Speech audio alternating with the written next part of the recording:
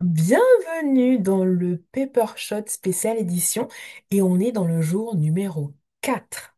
C'est un challenge qui m'a été lancé par ma coach Léa. Elle nous a demandé, il y a 5 jours, qu'est-ce qu'on pourrait faire qu'on n'a jamais fait et qui pourrait nous permettre de sortir de notre zone de confort.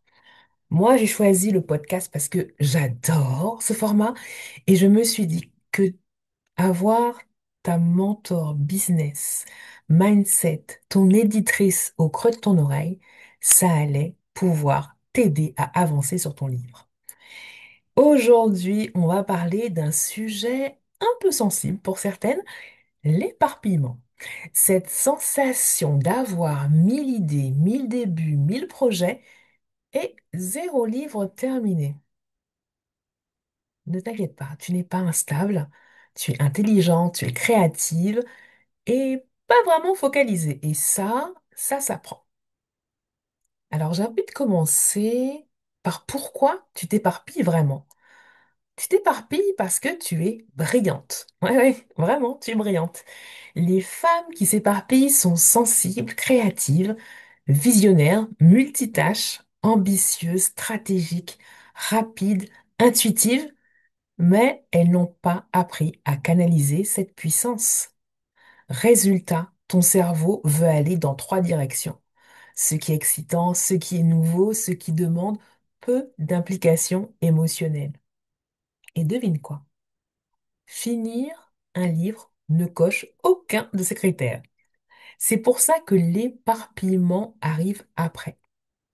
Après la première difficulté, le premier doute, la première remise en question, la première scène fracassante.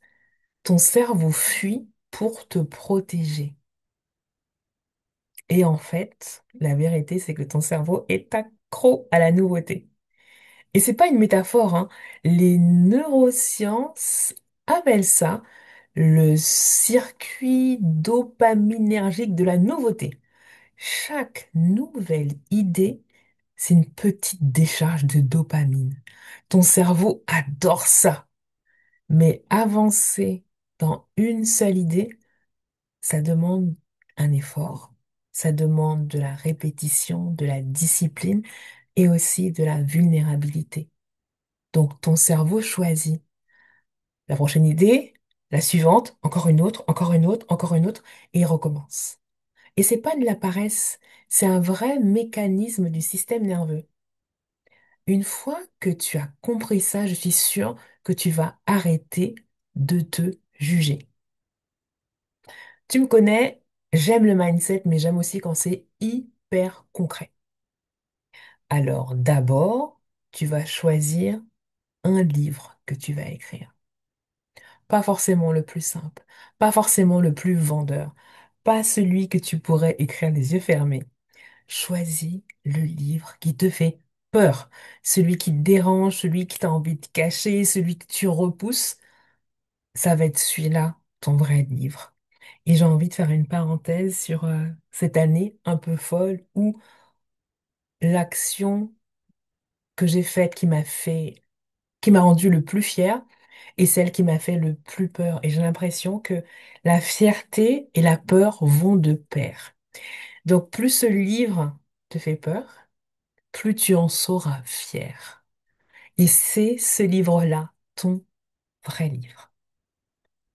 Ensuite, tu vas écrire la promesse de ton livre. En une seule phrase. Oh, je sais que c'est dur. Je sais que c'est dur. À la fin de mon livre, mon lecteur aura, en fait, cette promesse, ça te sert de boussole. Parce que sans boussole, tu te perds, alors qu'avec une boussole, tu sais exactement où tu avances. Et enfin, j'ai envie que tu crées un carnet, un cimetière des idées. Je sais pas comment appeler ça. Ton cerveau déteste perdre une idée. Tu sais, ce truc qui flash quand t'es sous la douche et quand tu l'as perdu, punaise, tu sais que c'était une idée de génie. Alors tu vas créer un dossier dans Notion ou dans ton téléphone ou peu importe. En tout cas, tu vas créer cet endroit où tu vas noter toutes tes idées. À chaque fois qu'une nouvelle idée arrive, tu la notes et tu la ranges. Et tu reviens à ton livre. Comme ça, pas de frustration. et ton cerveau se calme instantanément. Et j'ai envie de terminer sur du mindset. Finir un livre, c'est vraiment choisir la version future de toi.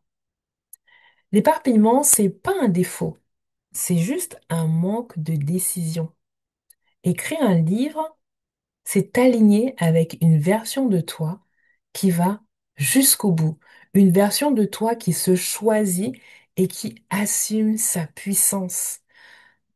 Tu n'es pas un cerveau en bazar. Tu es vraiment une femme ambitieuse à qui personne n'a appris à canaliser son génie.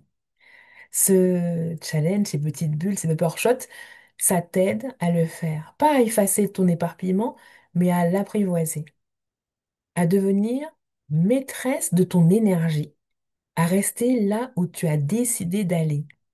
Ton livre mérite d'être terminé et toi aussi, tu le mérites.